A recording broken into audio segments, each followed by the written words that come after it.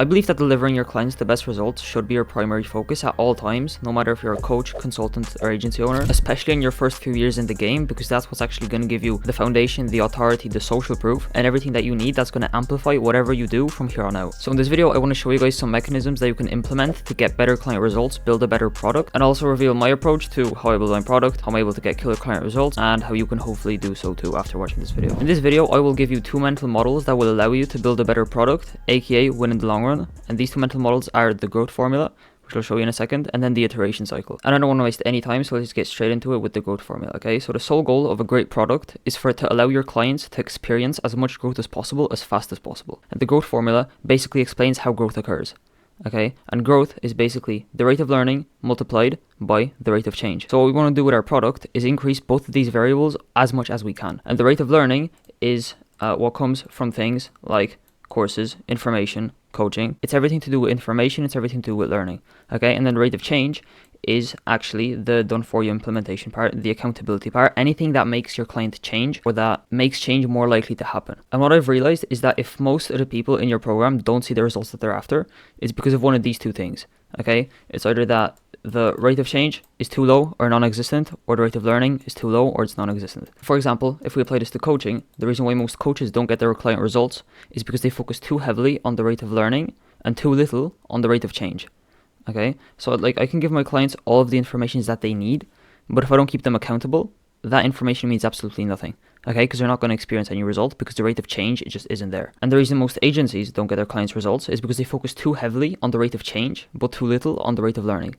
Okay, because like I can run ads for my client, I can do lead gen for my client. But what if that client can't close the deals that come in from the ads? What if that client sucks at appointment setting and he can't actually set appointments from the leads that I bring him? Okay, he's not going to see any results. And that means that 1, he's not going to renew, so less money for me. And then 2, he is not going to get any results. So basically that whole interaction was a waste of time, because I gained absolutely nothing from it. I can build my client a 20 to 30k per month business done for you from scratch. Okay, but if I don't influence the rate of learning, after I leave, his business will come crumbling back down. Alright, so I want to show you an example of how you can integrate both of these to actually get your clients to experience growth. And it's by doing a hybrid of both implementation, but then also some coaching or some modules or some form of information to actually allow your clients to see the results that they're after. Okay, so an example here is me. Alright, so my program is very focused on done for you implementation. Okay, of course. And accountability, because that is the key driver in actually delivering the results, okay, the rate of change. But that doesn't mean that I don't have a course element and a coaching. Well, coaching, it's not really coaching. It's, right now, at the time of recording this video, it's a one-on-one call every single week, sort of check in, see what we're doing, check on the progress that we've made over the past week, and sort of keep both of us accountable and keep everything moving forward. And there's a course element to it, which is just for like the things that I can't cover done for you, okay? Because I'm not going to do sales done for you for a client that is making, you know, like if you're making 5 to 10k per month, you're not going to hire a closer. It just doesn't make any sense whatsoever. Okay, I'm not going to record your content for you. Okay, so I have modules around that. And that is why I actually get client results, and why these client results are long-term and sustainable, rather than just, you know, me doing the done for you implementation, then leaving, and then their business comes crumbling back down because I didn't actually influence the rate of learning. Okay, so if you're a coach, think about how you can add more done for you elements into your offer to increase the value. And if you're an agency owner, think about how you can add more educational elements into your offer to influence the rate of learning. Okay, because if you maximize both of these, your clients are going to experience the most growth, which ultimately means that you are going to experience the most growth. Because the better your client results are, the more business you get. And the better your client results are, the more you can actually charge. Okay, the amount of money that you can charge for your solution is directly proportional to the amount of social proof that you have. That's why when you're starting out, you have to like work for free or do freaking performance. Alright, so I've literally given you what you can add. Okay, if you're a coach, add some of these. If you are an agency owner, add in some of these and add them in the places that are stopping your clients from getting the results right now. And you're literally going to be able to figure out these bottlenecks by just asking feedback from your clients and figuring out where they're struggling most. And literally just by working with them, you're going to be able to tell what they're lacking. Okay, if you're actually good at what you do. Okay, but that's a side note. Okay, cool. So that is the growth formula.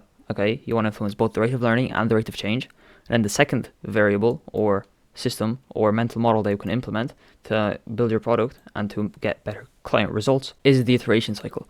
Okay, and the iteration cycle is a process of making something better over time. So when creating a new offering, your primary goal should be to move through each iteration cycle as fast as possible.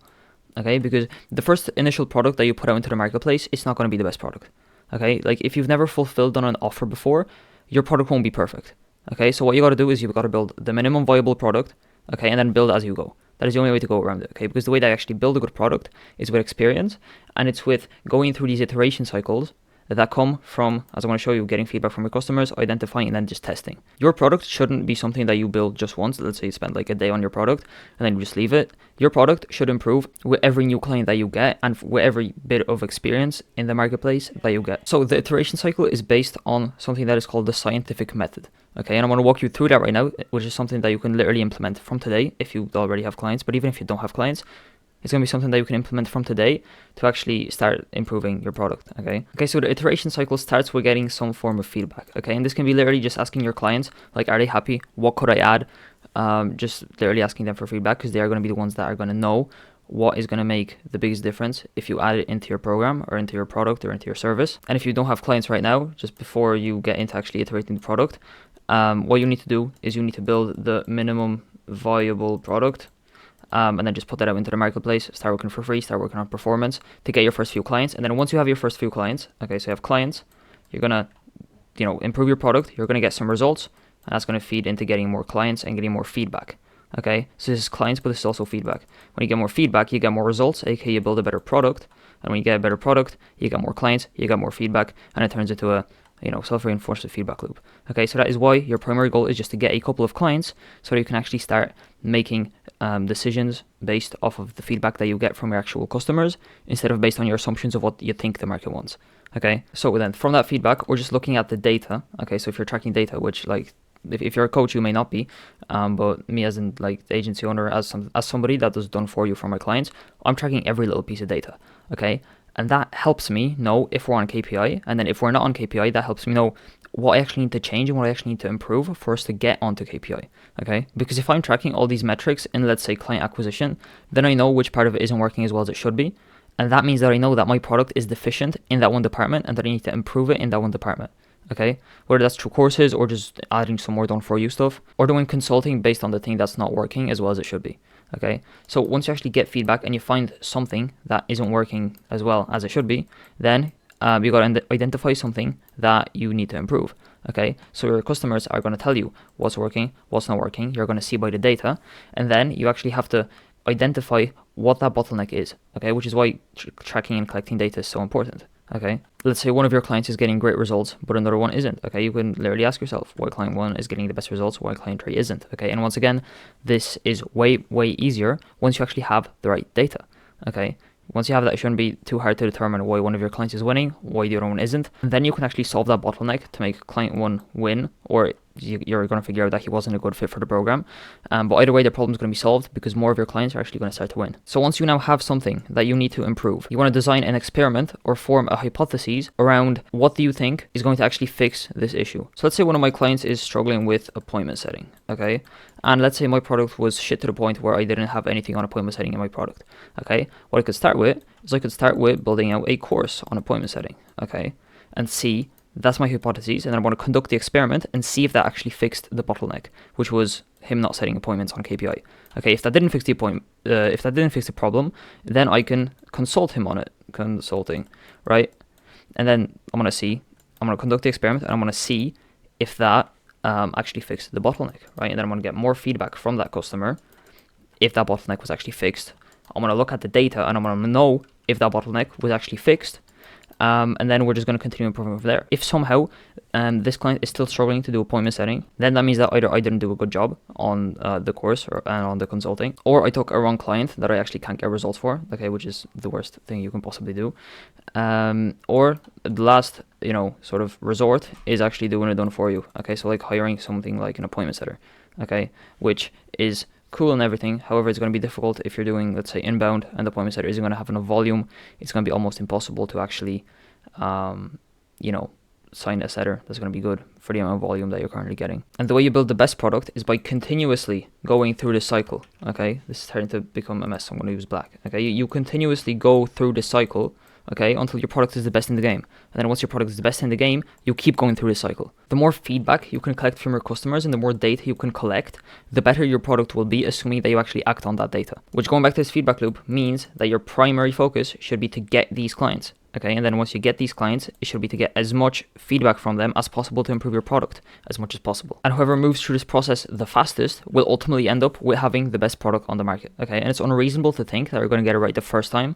Okay, as I said, your product isn't going to be perfect when you launch it, and that is normal because you don't have experience. And if you think that it is going to be perfect and you're delaying the launch until it is perfect, that is just a form of procrastination. Okay, you're going to improve the product 10 times faster if you just take on a client for free or on performance basis, and actually, get some experience and get some feedback from real life customers that are actually your target market. Okay, and your service will and it should get better the more clients you take on, and that is normal. Okay. So start collecting data and start iterating, right? And then this, combined with taking care of both the rate of learning and the rate of change, like I mentioned earlier, will make it absolutely unreasonable for your clients not to see results if you actually know what you're doing. Okay, if you have no clue what you're doing, then obviously they're not going to see results. But assuming that you know what you're doing and you actually build a good product by following these two mental models, where's the second one? Boom, right here. Then your product will actually be a solid product. This is just my approach to getting better client results and improving my product, which, as I said, should be your primary focus no matter where you currently are. I'm always going to take service delivery over getting more clients, okay? Because once you actually have that fucking client, what's the point of getting more clients since you already have the client? And the sole point of having that client is getting these client results. So why do you need more clients? I don't know, man. I don't know how people sell courses, to be honest. I just rather work with a very small circle of people, have them be committed, and have me actually be able to dedicate a lot of attention to each and every customer so I can build the best product and actually get them amazing results. Instead of, like launching a massive course or a massive coaching program and having like 100 people in there. I couldn't do that, right? Because I can't allocate enough attention to get amazing results for every single one of these people. But anyway, I really hope you enjoyed this video and that you got value from it. If you want to know what my product is and see some of my client results and just overall take a look at what I do more in depth, and I want to link up a video somewhere here on screen going over what exactly it is that I do. But if you've already seen that video or you know that I can potentially help you and you want to see if that is the case, then you can book a call down below. I'm going to leave a link, first link in the description, and we can have a chat, see if I can help you scale and see if you can be someone that helps me improve my product. Okay, so I hope you enjoyed this video and I will see you guys soon.